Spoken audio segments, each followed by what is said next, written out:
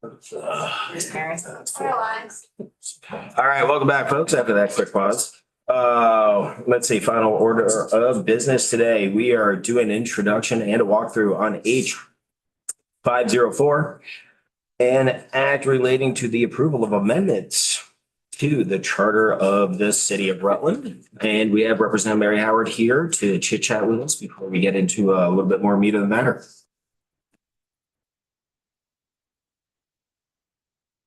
Good afternoon, everyone. For the record, Representative Mary Howard, Rutland City. Thank you for having me. First of all, this is the very first time I have been in your committee room, and I have to say I am very jealous. Very jealous, but Good straw. wow. Okay. So the bill we're going to talk about today is the City of Rutland, the amendments, and we are asking for your approval. I can, highlight the bill if you like, or I can. Would you like to do a duet with the mayor? I would like to, yes, I would like to have the mayor come and join me and then Tucker can go through the details. Perfect. Okay. That sounds like a wonderful course of action. Thank you. Hello, how are you doing, sir? Good, how are you? Michael Dungus, Mayor of Rutland City. Your first time in? I mean, I've seen you around at things and stuff, but here, let's do a quick around the horn. We are today. But Representative Matt Barham, Chair of the committee. I represent Addison 3, which is Northwest Addison County. Representative Lucy Braden, and I represent Level 3. Michael Morgan, Grand Isle County and West Milton. Gail Coffin, I represent Weathersfield, Cavendish, and Baltimore, Windsor 2. Mary Catherine Stone, Burlington. Kate Nugent, a part of South Burlington. Nice to meet you all. Thank you for having us. Yeah. So, do you want me to just go or? Yeah. The table's yours, man. Okay, so this bill actually, and you correct me if I'm wrong on any of this, it constitutes 4 different charter changes. One that came from the November election for the Rutland Redevelopment Authority, which is later on in the bill, and then 3 other changes that came from this past election. So I can go through it at a very high level. What you'll find on page 2, starting around line 9, is fines for ordinance violations. Right now, we have a number set in charter. That number is $500, I believe, if I'm correct. We actually asked the voters if it would be okay to remove that number and point to state statute. So as the state chooses to raise that maximum fine, we want to follow that. And I think that makes more sense than having a hard number and making more work every time we want to change it, coming back here and have to. The voters supported this change overwhelmingly in the election. Moving on to the second charter change. These are fundings for some of our departments. These are for our equipment replacement funds. This starts on page 2 around line 15 and then continues on page 3 around line 5.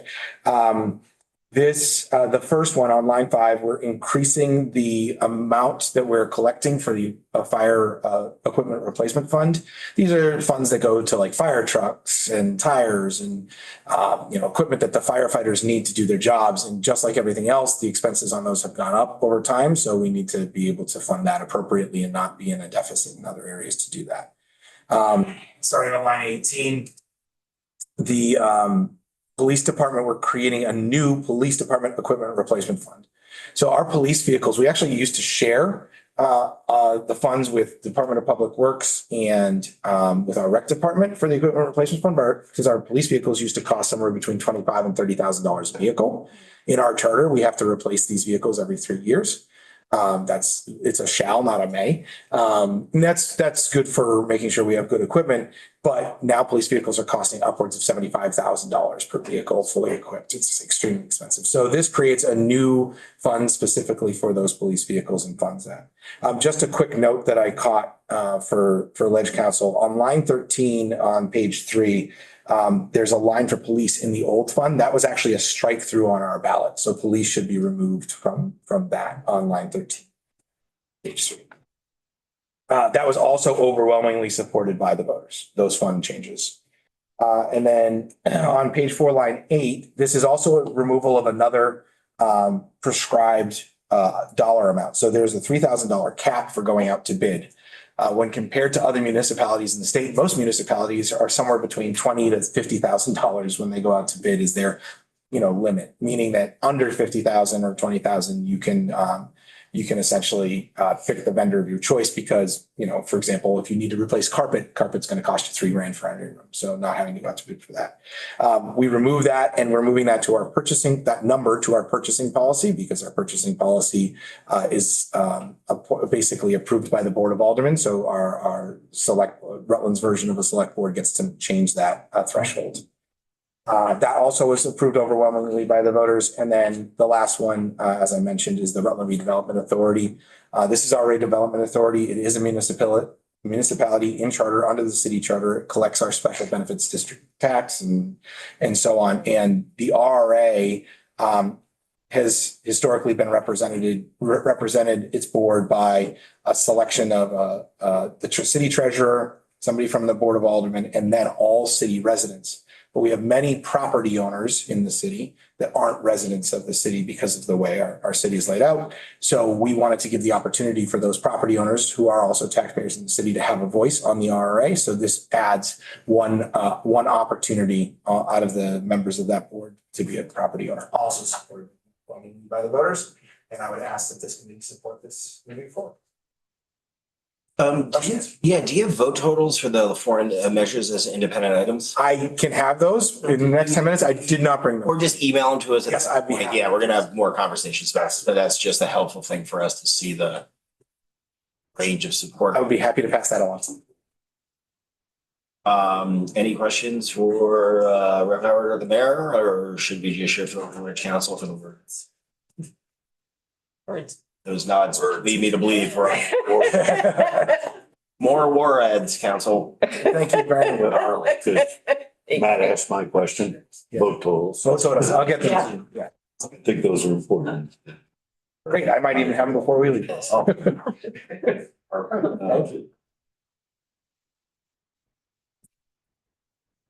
No pads, no computer.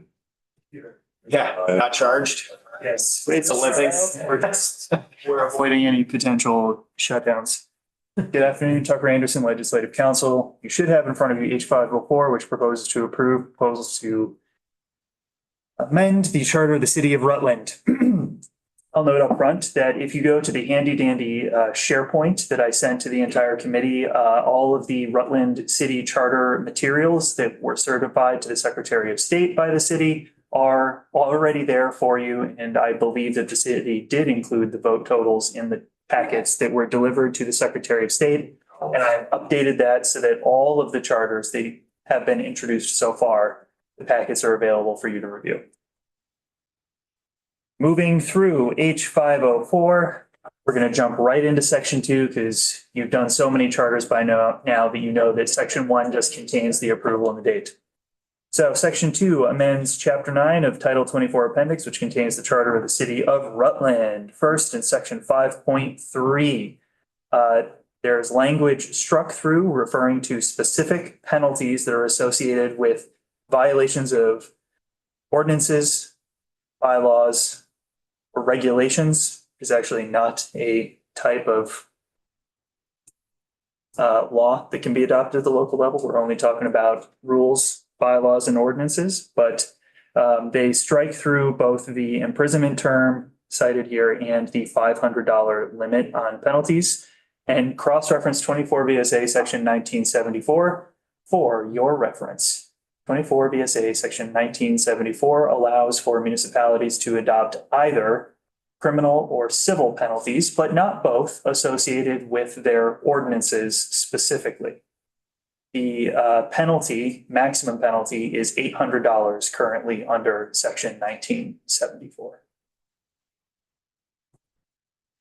Section 8.5, there are two instances of amendment that you have already heard that are substantive amendments, both of them, one raising a tax, the other establishing a new tax. You'll note that there are other instances of amendment throughout this.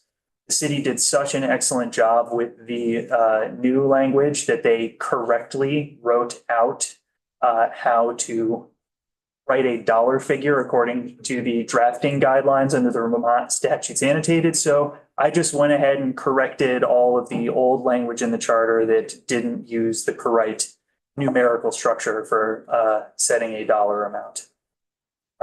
The first substantive amendment you'll note is on page 3 in subdivision 5, which raises taxes required for the replacement for fire equipment from 0.0175 on the dollar of the grand list to 0.0225. I was going to attempt to put that in terms of pennies and just stopped my brain. We had a tough math moment before you walked in earlier too. We're just sticking to the policy today. I'll save it for ways and means. Subdivision 10 adds new taxes here. Taxes required for the replacement of police equipment, which shall not exceed 0.018 on the dollar of the grand list, except if a larger sum has been authorized by the voters of the city in a meeting warned for that purpose. This is an interesting structure for my school fans in the room because the statute is setting a specific threshold tax amount, but you are also delegating taxing authority here to the city as approved by the voters. Similar structure is used in the city of Burlington's charter, and I can point you to a few examples there. But just wanted to note that simultaneously setting the tax rate, but also delegating legislative authority to potentially increase the tax rate. I think that could be like an interesting exercise, like as an overlay to take a look at the Burlington mechanisms. We'll discuss this later. We're moving on to page 4. In section 17.3, as the mayor pointed out, the threshold amount triggering conformance with the purchase policy of the city is struck. Currently, it's set at $3,000. You'll note that in the last sentence. And instead, there is a cross-reference to the amount identified in the city's purchasing policy. So this eliminates a threshold amount in statute and replaces it with some delegated authority here to adopt that amount in the purchasing policy. We're moving into the last section. This amends section 36.5 related to please correct me if I get the name wrong, the redevelopment authority. That's correct. For the city. I'm glad that I got that right because in the section, it just refers to it as the authority. So largely what you're going to see here is the striking of multiple clauses and sentences all together in subsection A, a bit of reorganization, very discrete of the composition of this board, and then some reorganization of how this is set out in statute. That is going to be somewhat technical. They've decided to list some of these provisions out. So moving through the struck language, the board shall consist of, in the newly enumerated subdivision 1, city treasurer, 1 member appointed by the Board of Aldermen for a 1-year term, 6 members who shall be residents of the city for their respective terms of office, appointed by the mayor with approval of the Board of Aldermen, 1 member who shall be a property owner within the city and a resident of Rutland County. So different residency requirement there, appointed by the mayor with the approval of the Board of Aldermen. There you go. Okay. Subsection B is amended to state that except for members appointed for the creation of the board, which is the preceding language that you see, members shall serve for 3-year terms. And some of the terms, express terms that you noted in the membership is accomplishing a staggered term. Gotcha. Moving on to page 6. Upon the creation of the authority, 3 members shall be appointed for a term to expire on April 1st. 2 members shall be appointed for a term to expire on April 1st of the second year, and 2 members shall be appointed for a term to expire on April 1st of the first year, moving through the staggered terms. All terms after that will expire on April 1st of the third calendar year following appointment. So once you get this annual staggering taking place, then the terms shift to 3-year terms. So that every year you are electing members to the board for 3-year terms. A person who is appointed to fill an unexpired term serves to the end of the respective term. At the creation of the commission, the appointments may only be denied by a majority vote of the Board of Aldermen. And thereafter, all appointments shall be made pursuant to this charter. Just making a note for myself to check for some consistency in terms here. The last amendment actually was, I believe, not part of the charter proposal, and that's in subsection E. Legislative council is directed by law wherever there is gendered language referring to a position, that it just be changed to the name of the position. Except for there's one notable exception, which appears in statute and especially in the Rutland Charter, and that is the term alderman, because we are not aware of a appropriate non-binary legal term to refer to that position. That's all. As was previously stated, and just to confirm, this bill contains charter amendments that were approved by voters in 2 different elections, the general election in November and the city's annual meeting in March. Gotcha. You with a hand up. Does the provision that allows non-resident but qualified by being a county resident open up the door for somebody that's an owner of property in the town to attest that they're not eligible to sit? Makes sense. Maybe. Okay. I might be catching what you're getting at. Is there a cause of action for the person that lives outside Rutland County? Okay. Is they're barred from serving?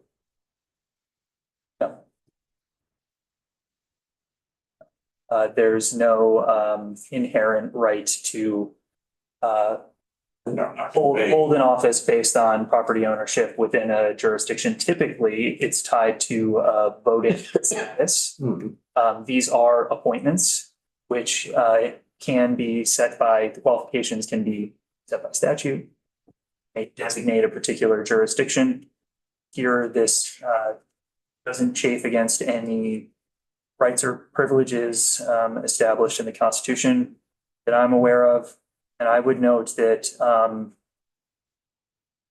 similar vein and subject, the General Assembly 3 years ago amended some provisions in Title 17, adding 17 VSA 2645A, or maybe it's 2646, which allows municipalities to elect non-residents, provided that that proposal is approved by the voters at a preceding annual meeting warned for that purpose. So there's some general law authority for municipalities to do similar structures for anything but the select board. Cool. Anything else for council in this moment? Nope. Cool. Well, we will definitely poke at this more in the coming weeks. So especially when we have the actual functional body mass of members present. Anyway,